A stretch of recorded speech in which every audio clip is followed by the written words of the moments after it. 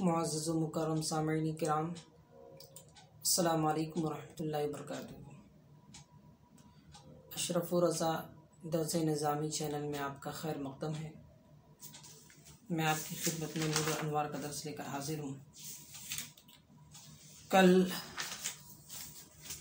کچھ باتیں رہ گئی تھی، چونکہ نماز کا وقت ہو گیا تھا، اس لیے میں ان باتوں کا اعادہ کرنا مناسب سمجھتا ہوں۔ بسم اللہ الرحمن الرحیم۔ الحمد للہ نحمدہ ونستعینہ ونستغفرہ ونعوذ باللہ من شرور انفسنا ومن سیئات اعمالنا، من یہدہ اللہ فلا مضل لہ ومن یضلل فلا ہادی لہ، واشہد ان لا الہ الا اللہ واشہد ان محمدا عبدہ ورسولہ۔ ان اللہ وملائکتہ یصلون علی النبی یا ایھا الذین آمنوا صلوا علیہ وسلموا تسلیما۔ اللہ رب محمد صلی اللہ علیہ وسلم، نحن عباد محمد صلی اللہ علیہ وسلم، صلاۃ و سلام علیک یا رسول اللہ صلی اللہ تعالی علیہ وسلم۔ والصراط المستقیم هو الصراط الذي يكون على الشارع العام ويسلكه كل واحد من غير ان يكون فيه التفات الى شعب اليمين والشمال۔ اور صراط مستقیم اس راستہ کو کہتے ہیں جو شاہراہ پر ہو اور اس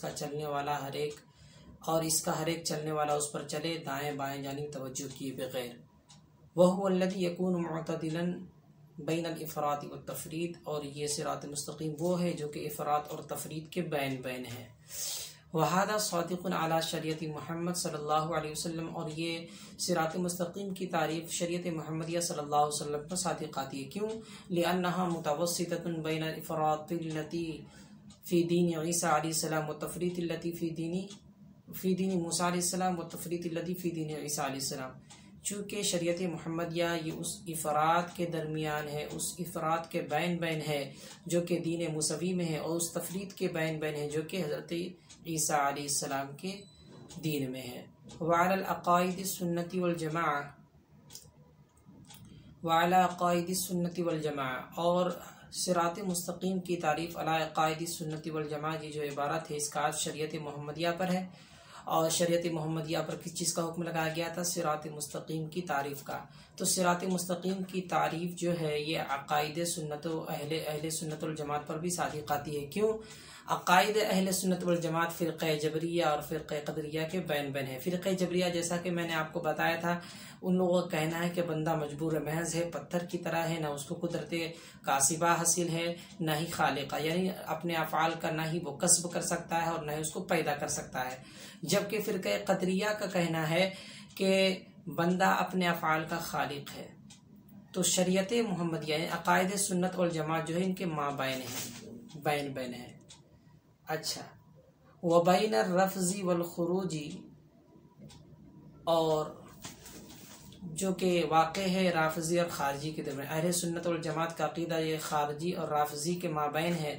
رافضیوں کا عقیدہ یہ ہے کہ وہ اکثر صحابہ کرام کا انکار کرتے ہیں، اور شیخین کی امامت یعنی حضرت ابوبکر صدیق، حضرت عمر فاروق اعظم کی امامت و خلافت کا بھی انکار کرتے ہیں، اور حضرت علی کرم اللہ وجہہ الکریم کی محبت کا دم بھرتے ہیں۔ یہ رافضی ہیں۔ اور خارجی یہ ہیں جنہوں نے حضرت علی کو شب و شتم کیا، یہاں تک کہ وہ ان سے جنگ کرنے لگ گئے۔ تو عقائد اہل سنت والجماعت ان دونوں کے بین ہیں۔ وبین التشبیہ والتعطیل، اور فرقہ مشبہہ اور فرقہ معطلہ کے بین الذی فی غیرہا، جو کہ اس کے علاوہ میں ہے۔ یعنی عقائد سنت والجماعت فرقہ مشبہہ اور فرقہ معطلہ کے درمیان میں ہے۔ فرقہ مشبہہ کا کہنا ہے کہ اللہ تعالیٰ جو ہے، اللہ تعالیٰ کے لیے جسمیت کو ثابت کرتے معاذ اللہ، اور فرقہ معطلہ جو ہے یہ کہتا ہے یہ فرقہ کہ اللہ تعالیٰ اپنے آپ کو معطل اور بیکار کر چکا ہے معاذ اللہ۔ اللہ تعالیٰ نے اپنے آپ کو معطل اور بیکار کر لیا ہے، وہ فنا ہو چکا ہے معاذ اللہ۔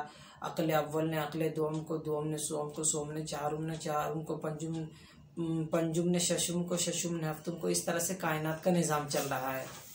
یہ فرقہ معطلہ کا کہنا ہے۔ لیکن عقائد اہل سنت والجماعت فرقہ مشبہہ اور فرقہ معطلہ کے مابین ہے۔ اچھا، وعلی طریق سلوک جامع بین المحبت والعقل، اور یہ علی طریقین کا عطف اسی پر ہے، شریعت محمدیہ پر، تو شریعت محمدیہ پر کس چیز کا حکم لگایا جا رہا تھا؟ صراط مستقیم. اور یہاں ترجمہ دیکھیں پہلے کہ وعلیٰ طریق سلوک، اور سلوک کے راستے پر بھی صراط مستقیم کی تعریف صادق آتی ہے جو کہ محبت اور عقل دونوں کے درمیان جامع ہے. یعنی سلوک کی تعریف جو ہے یہ محبت اور عقل دونوں کے درمیان جامع ہے. سلوک کہتے ہیں اخلاق کو، اپنے اخلاق کو آراستہ پیراستہ کرنا، مہذب کرنا اور معرفت الہیہ کو حاصل کرنا، یہ سلوک کہلاتا ہے. اپنے اخلاق کو مہذب کرنا اور معرفت الہیہ کو حاصل کرنا یہ سلوک کہلاتا ہے. اور صراط مستقیم کی تعریف سلوک کے راستے پر بھی صادق آتی ہے جو کہ محبت اور عقل کے درمیان کیا ہے؟ جامع ہے. فلا یکون عشقا محضا مفضیا الی الجذب ولا عقلا صرفا موصلا الی الالحاد والفلسفہ. اب ایسا بھی نہ ہو کہ محض عشق ہی ہو اور عقل کا کوئی استعمال نہ ہو، جیسا کہ حضرت منصور الحلاج کا واقعہ بہت ہی مشہور و معروف ہے کہ انہوں نے اپنے آپ کو راہ معرفت الہیہ میں اس طرح فنا کر دیا، جستجو الہی میں اپنے آپ کو اس طرح فنا کر دیا کہ ان کے زبان سے انا الحق کی صدا نکلنے لگی. تو قاضی شہر نے فتویٰ جاری کیا کہ ان کی گردن مار دی جائے، کیونکہ انہوں نے کفر پک دیا. جب گردن مار دی گئی تو خون کے ہر فوارے سے انا الحق انا الحق انا الحق کی صدائیں آ رہی تھی. تو عشق محض فلا یکون عشقا محضا مفضیا، لہذا عشق محض مفضی نہیں ہوگا الی الجذب، جذب کی جانب، ولا عقلا صرفا، اور نہ ہی صرف عقل، جیسا کہ مناطق اور فلاسفہ عقل دوڑاتے ہیں. اور الحاد کہتے ہیں، الحاد کا لغوی معنی ہوتا ہے مائل ہونے کے، اور شریعت میں کہتے ہیں حق سے باطل کی جانب مائل ہونا. اور فلسفیوں کا عقیدہ تو خوب رائج ہے. اور نہ ہی عقل صرف، محض عقل جو کہ الحاد یعنی بے دینی اور بددینی کو، گمراہی کو کیا ہو؟ موصل ہو. یہ فلا یکون عشقا محضا مفضیا الی الجذب، فلا یکون تو نہیں ہوگا عشق محض جو کہ جذب کو مفضی ہو، ولا عقلا صرفا، اور نہ ہی محض عقل جو کہ الحاد اور بے دینی کو لے جانے والا ہے. کون کیا نہیں ہوگا؟ سلوک کے راستے پر نہیں ہوگا. اچھا، نعوذ باللہ من، ہم اسے اللہ کی پناہ لیتے ہیں. یعنی محض عقل جو کہ بے دینی اور بددینی کو موصل ہے، یہ کیا ہوتے ہیں؟ سلوک کے راستے پر اس کی تعریف صادق نہیں آئے گی. نعوذ باللہ، ہم اس سے اللہ کی پناہ چاہتے ہیں. وفیہ تنبیہ الی قولہ اہدنا الصراط المستقیم، اور ماتن کے اس قول میں اللہ تعالیٰ کے قول اہدنا الصراط المستقیم کی جانب اشارہ ہے. اچھا، تلمیح کا لفظ یہاں پہ یہ بیان کر رہے ہیں کہ ماتن نے جو الحمدللہ الذی ہدانا الی الصراط المستقیم کا قول کیا، اس قول سے اللہ تعالیٰ کے قول اہدنا الصراط المستقیم کی جانب اشارہ ہو رہا ہے، یہ بیان کر رہے ہیں. اور تلمیح کا معنی ہوتا ہے اثناء کلام میں ایسا لفظ کا ذکر کرنا جو کہ کسی واقعہ یا کسی شعر یا کسی مثل کی جانب اشارہ کرے. تو یہاں پہ اثناء کلام میں ایسا لفظ کا ذکر کیا گیا ہے جس سے جو اشارہ کر رہا ہے اللہ تعالیٰ کے قول اہدنا الصراط المستقیم کی جانب، اے اللہ ہمیں سیدھے راستے پر چلا. بہرکیف اچھا، اب یہاں سے دوسری عبارت آ رہی ہے، متن کی عبارت جو کہ منار کی ہے، وَالصَّلَاةُ عَلَى مَنِ اخْتَصَّ بِالْخُلُقِ الْعَظِيمِ، اور درود و سلام نازل ہو ان پر جو کہ خلق عظیم کے ساتھ خاص ہیں، جو کہ خلق عظیم کے ساتھ خاص ہے. تمام تعریفیں ثابت اس اللہ کے لیے جس نے ہمیں صراط مستقیم کی، جس کے رسول نے ہمیں صراط مستقیم کی ہدایت دی، اور درود و سلام نازل ہو ان پر جن کے ساتھ خلق عظیم خاص ہے. اب کہہ رہے فتفسیر الصلاۃ واضح، صلاۃ کی تفسیر چونکہ واضح ہے، جیسا کہ اس کو بیان کر دیا گیا ہے کہ صلاۃ کا معنی بدلتا رہتا ہے اعتبار کے اعتبار سے، نسبت کے اعتبار سے۔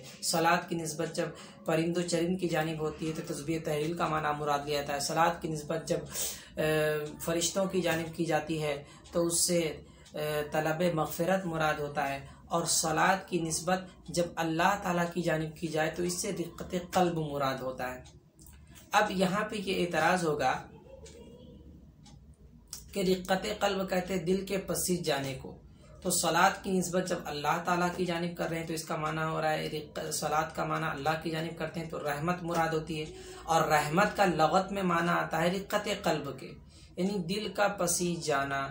تو گویا کہ اللہ تعالیٰ کے لیے دل کا ثابت کرنا لازم آئے گا، کیونکہ اگر یہ معنی مراد لیں گے صلاۃ کا، اگر رحمت والا معنی مراد لیں گے اللہ تعالیٰ کی جانب نسبت کرتے ہوئے، کیونکہ اللہ تعالیٰ کی جانب نسبت کرتے ہیں تو صلاۃ کا معنی ہوتا ہے رحمت کے، اور رحمت کا لغت میں معنی آتا ہے رقت قلب کے، دل کے پسیج جانے کو۔ تو اگر ایسا معنی مراد لیں گے، رقت قلب والا معنی مراد لیں گے، تو اس سے اللہ تعالیٰ کی شان میں خرابی لازم آئے گی کہ اللہ تعالیٰ کے لیے پوری جسمانیت کو ثابت کرنا پڑ جائے گا، کیونکہ دل جہاں پر ہوگا اس کے لیے سینہ کو ماننا پڑے گا، پھر سینہ جہاں اس کے لیے پیٹھ کو ماننا پڑے گا، چلے تو خدا کو ماننے یا پورا مجسمہ ہی تیار ہو جائے گا، نعوذ باللہ من ذالک۔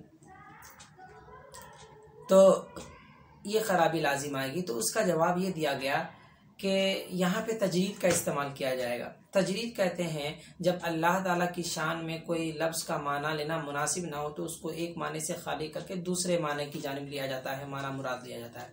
تو اس کی تشریح اور اس کا جواب اس طور سے دیا جائے گا کہ جب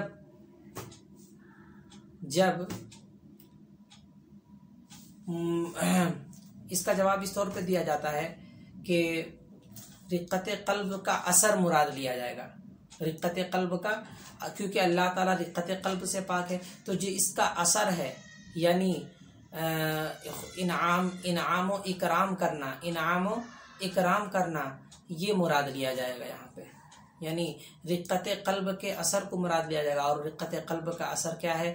انعام و اکرام کرنا۔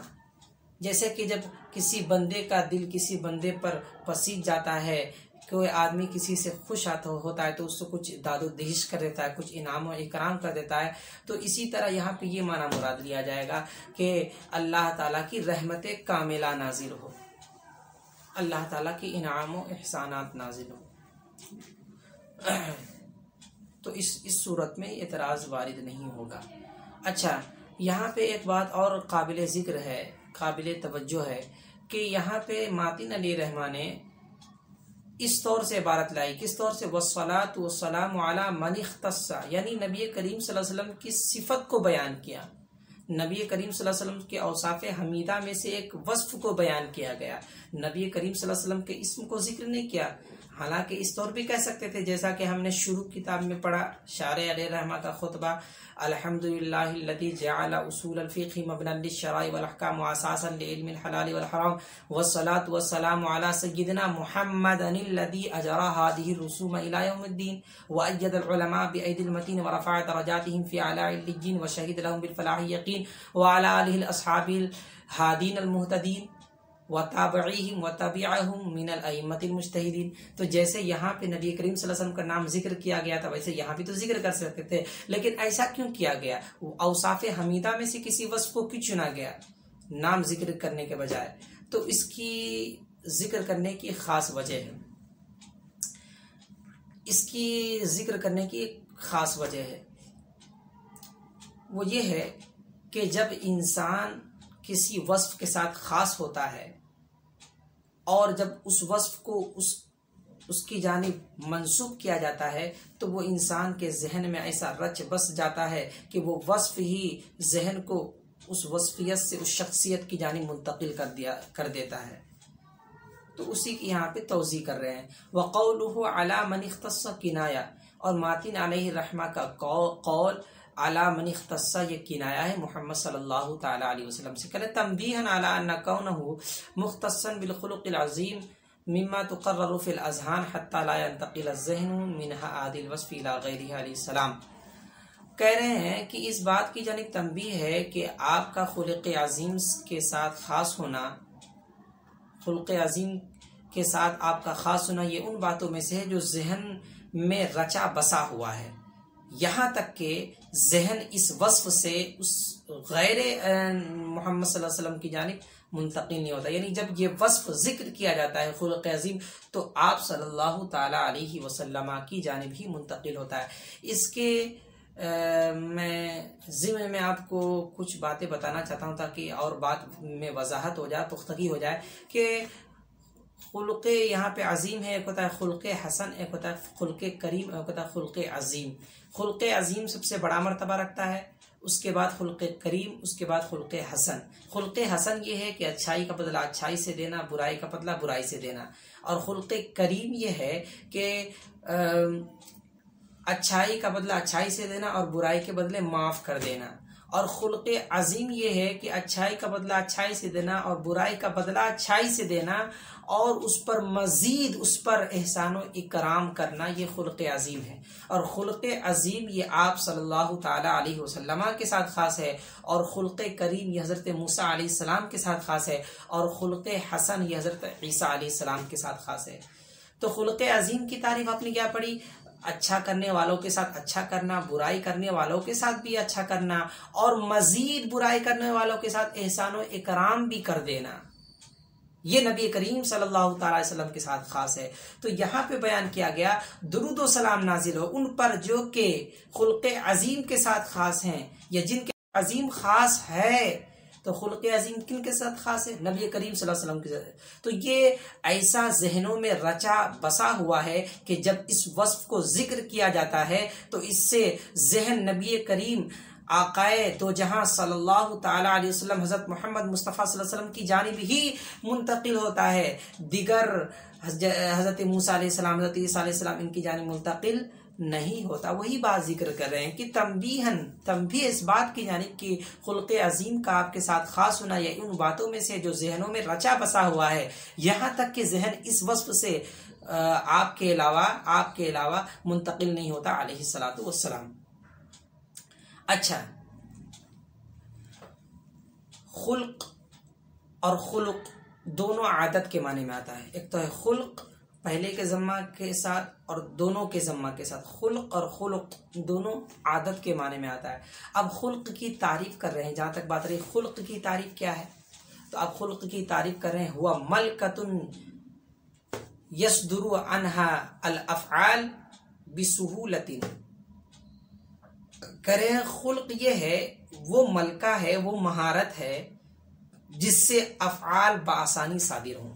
خلق ایسا ملکہ ہے، ایسی مہارت ہے جس سے افعال بسہولت صادر ہوں. اچھا، ملکہ کہتے کسے ہیں؟ ملکہ کس کو کہتے ہیں؟ تو صاحب حاشیہ فرماتے ہیں کہ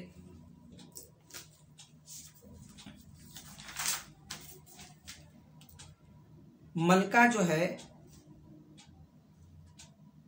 ملکہ کہتے ہیں اس نفسانی کیفیت کو جو کہ نفس میں راسخ طور پر ہو، کامل طور پر ہو. اس نفسانی کیفیت کو ملکہ کہتے ہیں جو نفس میں کامل طور سے ہو، نفس میں جو کامل طور سے ہو، جس کو ہم اردو میں مہارت کہتے ہیں. کیا کہتے ہیں؟ مہارت کہتے ہیں. اچھا، تو ملکہ خلق کی تعریف کرتے کہ خلق وہ ملکہ ہے جس سے افعال بآسانی صادر ہوں. والخلق العظیم لہا. اچھا، اب خلق کی تعریف ہو گئی تو اب سوال یہ پیدا ہوتا ہے کہ آپ کا خلق عظیم تھا تو کیا تھا؟ آپ صلی اللہ تعالی وسلم کا خلق عظیم کے ساتھ خاص ہونا جو ہے، تو آپ کا خلق عظیم آخر کار ہے کیا؟ تو اس میں بہت ہی اقوال ذکر کیے گئے ہیں. جیسے کہ حضرت عائشہ صدیقہ کے فرمان کے مطابق آپ کا خلق عظیم یہ قرآن ہے. پھر اس پر اعتراض وارد ہوتا ہے کہ قرآن کیسے آپ کا خلق عظیم ہے جبکہ قرآن تو اللہ کے ساتھ خاص ہے. خلق عظیم یہاں اختصاص کا لفظ ذکر کیا گیا، تو آپ اگر قرآن مراد لیں گے تو پھر اعتراض وارد ہوا قرآن کا اختصاص تو اللہ کے ساتھ ہے نہ کہ نبی کے ساتھ. تو پھر اس کا جواب دیا گیا کہ ان العمل بالقرآن، یعنی قرآن پر عمل کرنا یہ آپ کی عادت میں سے تھا، من غیر تکلف، بغیر کسی تکلف کے. تو عمل قرآن یہ نبی کریم صلی اللہ تعالی وسلم کے ساتھ ہے، نہ کہ خاص ہے، نہ کہ اللہ تعالیٰ کے ساتھ. تو اسی بات کو یہاں سے ذکر کر رہے ہیں کہ والخلق العظیم له علی ما قالت عائشہ رضی اللہ تعالی عنہا والقرآن، یعنی ان العمل بالقرآن، جو اعتراض والے تھا اس کا جواب ان العمل بالقرآن سے دیا گیا کہ عائشہ صدیقہ رضی اللہ تعالی عنہا کے فرمان کے مطابق آپ کا خلق عظیم قرآن ہے۔ اب اعتراض وارد ہوا تو جواب دیا شارح نے، یعنی قرآن پر عمل کرنا کانا جبلۃ لہ، یہ آپ کی عادت تھی، من غیر تکلف، بغیر کسی تکلف کے۔ وقیل هو الجود بالکونین، اور بعض نے یہ بھی کہا ہے کہ کونین میں سخاوت کرنا، داد و دہش کرنا، انعام و اکرام سے نوازنا، یہ آپ کا خلق عظیم ہے۔ والتوجہ الی خالقہما، اور کونین کے خالق کی جانب متوجہ ہونا، یعنی انابت الی اللہ اور جود بالکونین کو خلق عظیم قرار دیا بعض حضرات نے۔ انابت کا معنی ہوتا ہے متوجہ ہونا۔ تو کہہ رہے ہیں کہ آپ کا خلق عظیم، جیسا کہ بعض حضرات نے فرمایا کہا ہے کہ هو الجود بالکونین، دونوں جہان میں سخاوت اور دریا دلی کرنا ہے، والتوجہ الی خالقہما، اور کونین کے خالق کی جانب متوجہ ہونا ہے۔ اب آپ کونین کے سخاوت اور دریا دل کیسے ہیں، کس طور سے ہیں کہ آپ صلی اللہ تعالی علیہ وسلم نے دنیا میں دین کی دولت سے نوازا، شریعت کی دولت سے نوازا، قرآن کی دولت سے نوازا، حدیث کی دولت سے نوازا، اس اعتبار سے۔ اور آخرت میں کیسے آپ سخاوت کرنے والے ہیں کہ آپ صلی اللہ علیہ وسلم کی آخرت میں شفاعت ہے، آپ صلی اللہ علیہ وسلم انشاءاللہ شفاعت بھی فرمائیں گے قیامت کے دن، اور جام کوثر کا اپنے غلاموں کو جام بھی پلائیں گے۔ تو اسی بات کو ذکر کر رہے ہیں یہاں پہ کہ بعض حضرات نے کہا کہ کونین میں سخاوت کرنا ہے، والتوجہ الی خالقہما، اور اس کے خالق کی جانب متوجہ، یعنی اللہ کی جانب انابت الی اللہ۔ وقیلہ، اور بعض حضرات نے کہا ہے آپ صلی اللہ علیہ وسلم کے اس قول کو لے کر کے کہا کہ یہ خلق عظیم ہے کہ صل من قطعک واعف عن من ظلمک واحسن الی من اساء الیک۔ کہہ رہے ہیں کہ وقیل، اور کہا ہے بعض حضرات نے کہ آپ کا خلق عظیم وہی ہے جو آپ صلی اللہ علیہ وسلم کے قول صل من قطع واعف عن من ظلم الی آخرہ کی جانب اشارہ کر رہا ہے۔ اس قول سے یہی کیا ہے، خلق عظیم ہے۔ صل، مل جاؤ اس سے صلہ رحمی کرو، من قطع کا جو تجھ سے قطع تعلق کرے، واعف عن من ظلم کا، اور اس سے درگزر کر دو جو تم پر ظلم کرتا ہے، واحسن، اور اس کے ساتھ حسن سلوک کرو جو تم میرے ساتھ بدسلوکی کرتا ہے۔ تو گویا کہ جو آپ سے قطع تعلق کرے اس سے تعلق بنانا، اور جو آپ پر ظلم کرے اس کو درگزر کرنا، اور جو آپ سے بدسلوکی کرے اس کے ساتھ حسن سلوکی کرنا، یہی خلق عظیم ہے۔ کرے والاصح ان الخلق العظیم، اور شارح علیہ رحمہ فرماتے ہیں کہ اصح جو ہے خلق عظیم وہ ہے، ہوا سلوک، وہ راستہ ہے، سلوک وہ راستہ ہے، ما یرضی عنہ اللہ، جس سے اللہ والخلق جمیعا، اور تمام مخلوق راضی ہو جائیں۔ اور ایسا یہی ہے کہ خلق عظیم وہ راستہ ہے جس سے اللہ اور ساری مخلوق راضی ہو جائے۔ وہذا غریب جدا، اور یہ بہت ہی نایاب ہے، یہ بہت ہی نایاب ہے، یہ بہت ہی نایاب بات ہے کہ جس سے اللہ بھی راضی ہو جائے اور ساری دنیا راضی ہو جائے، اور یہ بہت ہی عجیب اور انوکھی بات ہے۔ وَهُوَ تَلْمِيحٌ إِلَىٰ قَوْلِهِ، اور یہ اللہ تعالیٰ کے قول وَإِنَّكَ لَعَلَىٰ خُلُقٍ عَظِيمٍ کی جانب اشارہ کر رہا ہے، یعنی وَالصَّلَاةُ عَلَىٰ مَنِ اخْتَصَّ بِالْخُلُقِ الْعَظِيمِ، اس سے اشارہ ہو رہا ہے اللہ تعالیٰ کے قول وَإِنَّكَ لَعَلَىٰ خُلُقٍ عَظِيمٍ کی جانب۔ اب یہاں پہ اعتراض یہ ہوتا ہے، اعتراض یہ پیدا ہوتا ہے یہاں پہ کہ اب یہاں جو یہ عبارت دیکھ رہے ہیں وَإِن لَّمْ يَدُلَّ عَلَى الْاخْتِصَاصِ، یہ ایک سوال مقدر کا جواب ہے، اور سوال مقدر یہاں پر یہ ہے کہ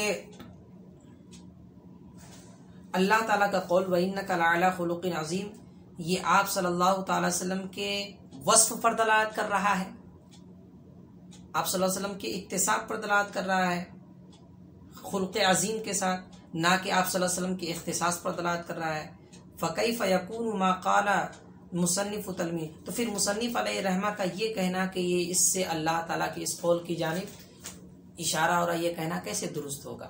یہاں پہ اعتراض یہ کہ مصنف علیہ رحمہ نے کیا فرمایا، وَهُوَ تَلْمِيحٌ، اور اس سے اشارہ ہے اللہ تعالیٰ کے قول وَإِنَّكَ لَعَلَىٰ خُلُقٍ عظیم سے، عظیم کی جانب۔ تو اس سے یہ اعتراض پیدا ہو رہا ہے کہ وَإِنَّكَ لَعَلَىٰ خُلُقٍ عظیم جو قرآن کی آیت ہے، اللہ کا قول ہے، اس میں آپ کا خلق عظیم کے ساتھ متصف ہونا مراد لیا جا رہا ہے، آپ کا اتصاف مراد ہے، نہ کہ اختصاص۔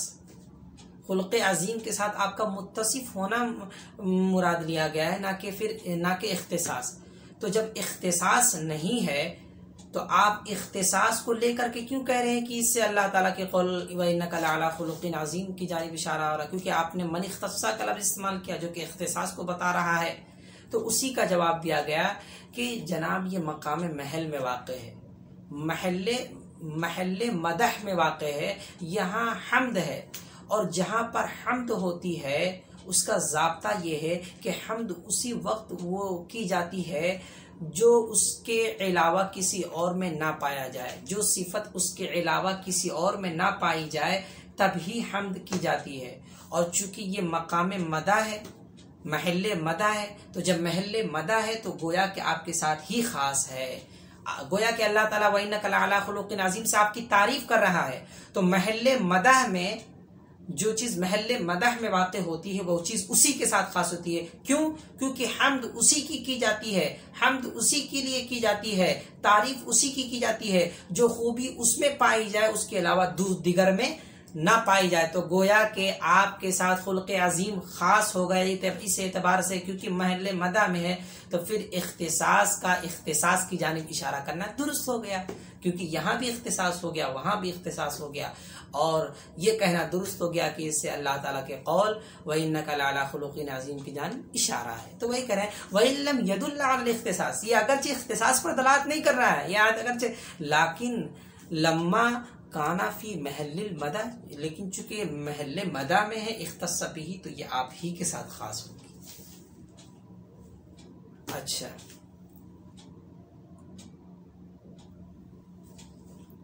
وَعَلَىٰ آلِهِ الَّذِينَ قَامُوا بِنُصْرَةِ الدِّينِ الْقَوِيمِ، اور درود و سلام نازل ہو آپ کے ان آل پر جو کہ دین متین کی نصرت میں کمر بستہ رہے، اور درود و سلام نازل ہو آپ کے ان آل پر جو دین مستقیم، جو دین قویم کی نصرت میں قائم رہے۔ عطف علی قولہ من اختص، یہ ماتین کے قول علی من اختص پر اس کا عطف ہے۔ اب آل کی تشریح کر رہے ہیں کہ والآل اہل بیتہ، آل سے مراد اہل بیت ہیں، او عطرتہ یا اولاد رسول صلی اللہ علیہ وسلم ہیں، دونوں مراد، اور اہل بیت سے کون مراد ہے؟ ازواج مطہرات مراد ہیں، اور اولاد رسول میں حسن حسین رضی اللہ تعالی عنہ، حضرت فاطمہ الزہرا رضی اللہ تعالی عنہ، یہ سب آ جاتی ہیں۔ اچھا، او کل مومن تقی، یا پھر ہر مومن مراد، ہر مومن متقی مراد ہے۔ آل سے یا تو اہل بیت مراد ہے، یا اولاد رسول مراد ہے، یا ہر مومن متقی مراد ہے۔ کیوں بھائی ہر مومن متقی کرے؟ یہی زیادہ مناسب ہے یہاں پر، وَهُوَ الْأَنْسَبُ هَاهُنَا، اور یہی یعنی ہر کل مومن تقیین والا معنی مراد لینا آل میں یہی زیادہ مناسب ہے۔ کیوں؟ کیونکہ جب کل مومن تقیین کا ہم یہ معنی مراد لے لیں گے تو درود و سلام آپ کے آل پر بھی آ جائے، نازل ہوگا، اس سے مراد ہوگا، اور آپ کے صحابہ کرام رضی اللہ اور ہر مومن متقی پر درود و سلام نازل ہوگا، اس کا یہ مطلب ہو جائے گا۔ تو اس لیے کہہ رہے یہی زیادہ یہاں پہ مناسب۔ کیوں؟ لأن المصنف لم يتعرض لذکر الاصحاب فی الصلاۃ، کیونکہ مصنف علیہ الرحمہ نے اصحاب رسول صلی اللہ علیہ وسلم کے ذکر کرنے سے درود و سلام میں روح گردانی نہیں کی ہے۔ لم یتعرض، روح گردانی نہیں کی ہے اصحاب رسول صلی اللہ علیہ وسلم کا درود میں ذکر کرنے میں، درود میں ذکر کرنے سے روح گردانی نہیں کی ہے۔ کس نے؟ مصنف علیہ الرحمہ نے، اس لیے یہی زیادہ مناسب ہے۔ فکان الاولا، وہو تعمیم، تو بہتر تعمیم ہی ہے کہ کل مومن تقیین والا مراد لیا جائے۔ اب دین کا لفظ استعمال کیا گیا اور درود و سلام نازل ہو آپ کے ان آل پر جو کہ دین قویم کی نصرت سے کمر بستہ رہے، تو دین کی تعریف کر رہے ہیں، اور یہ مطلقاً دین کی تعریف کر رہے ہیں کہ وَالدِّينُ هُوَ وَضْعٌ إِلَٰهِيٌّ سَائِقٌ لِذَوِي الْعُقُولِ بِاخْتِيَارِهِمُ الْمَحْمُودِ إِلَى الْخَيْرِ بِالذَّاتِ، اور دین وہ وضع الہی ہے، وہ الہی وضع کردہ ہے، راستہ ہے جو عقل و شعور والوں کو اپنے پسندیدہ اختیار سے خیر بالذات کی جانب لے جائے۔ دین اس الہی وضع کردہ قانون کو کہتے ہیں جو عقل و شعور والوں کو اپنے پسندیدہ اختیار سے خیر بالذات کی جانب لے جائے۔ وَهُوَ يَشْمُلُ الْعَقَائِدَ وَالْأَعْمَالِ، اور یہ تعریف جو دین کے یہ عقائد و اعمال دونوں کو شامل ہے۔ اچھا، خیر بالذات کا جو یہاں لفظ ذکر کیا گیا ہے، خیر بالذات سے کیا مراد ہے؟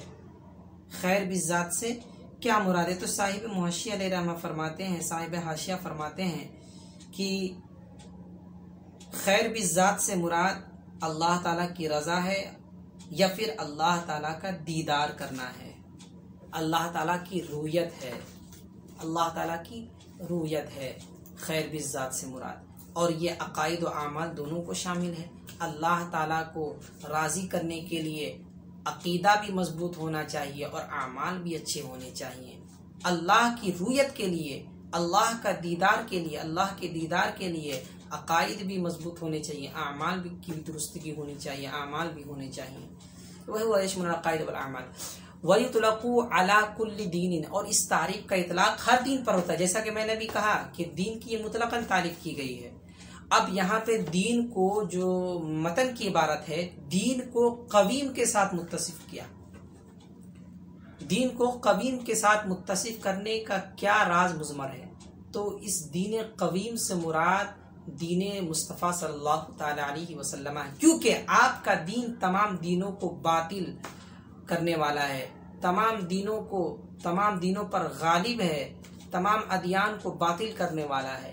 تو دین قویم سے مراد دین مصطفیٰ صلی اللہ تعالی علیہ وسلم ہے۔ کریں وَيُطْلَقُ عَلَىٰ كُلِّ دِينٍ، اور یہ تعریف ہر دین پر صادق آتی ہے۔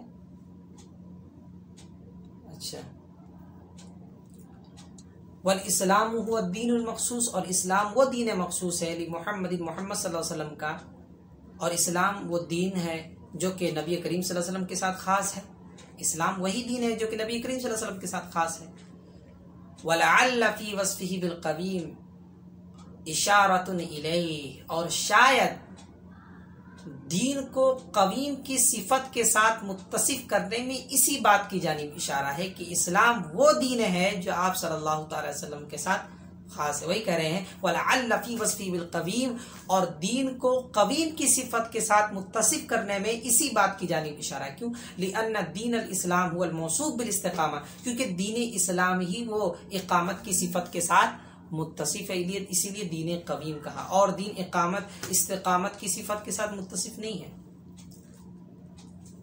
اچھا، ثم اعلم ان اصول الفقہ له اضافی وحد لقبی وغایت وموضوع ولما ذکرہ المصنف، اس کو اگلے سبق میں پڑھتے ہیں انشاءاللہ تعالی، چونکہ اذان کا وقت ہو رہا ہے۔